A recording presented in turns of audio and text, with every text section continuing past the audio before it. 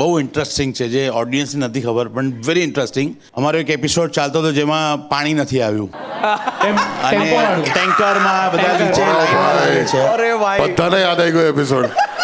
અને બીના દાદાજી બધા મારું લગભગ 4 દિવસનું શૂટ હતું જ્યાં પેસેજમાં, કારણ કે ટેન્કર આવે છે અને પછી બધા સોસાયટીવાળા પાણી લેવા આવે છે. તો પહેલે જ દિવસે લંચમાં હું ઊભો હતો, હું મારા આસિસ્ટન્ટ મેં કીધું કેટલું પત્યું, કેટલા પાના પતી ગયા. અને એ ટેન્કરનું જે ઓલું નાળચું હોય ને પાણી આવે તો મારો હાથ એની પર હતો, હું ઊભો હતો ત્યાં આગળ.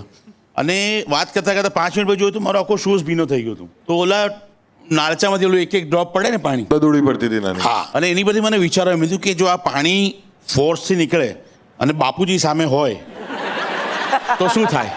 હાય એટલે મેં ઓલા टैंकर वाले ने बोला, मैं ये खोलो तो कितना फोर्स से जाता है, तो कि नहीं वो तो 1 फुट जितना ही जाएगा.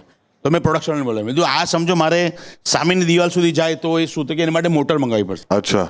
તો મેં કાલે એક કામ કર, મોટર મંગાવો અને કાલે 4 કેમેરા 4 કેમેરાથી મારે શૂટ કરવું, કારણ કે શું એકવાર પાણી પડી જાય પછી જો રીટેક થાય તો પાછું મારે ટાઈમ જાય અને બગાડવું બી ના જોઈએ પાણી. યસ. તો એ સિક્વન્સ મેં સેટ કરી કે જેમાં પાણી નીકળી નથી રહ્યું, ઓલો ખોલી રહ્યો છે બાપુજી અને એ સોડી ખોલ, અને સોડી ખોલે છે અને ફૂલ ફોર્સમાં પાણી, અને બાપુજી ચીપકી જાય ત્યાં, કારણ કે બાપુજી આગળ ફોલ્ડિંગ બતાવેલા ને બાપુજી ફોલ્ડિંગ. મેં તો આ ચીપકી જાય ને પછી મેં બાપુજી ફોલ્ડ થાય થોડા.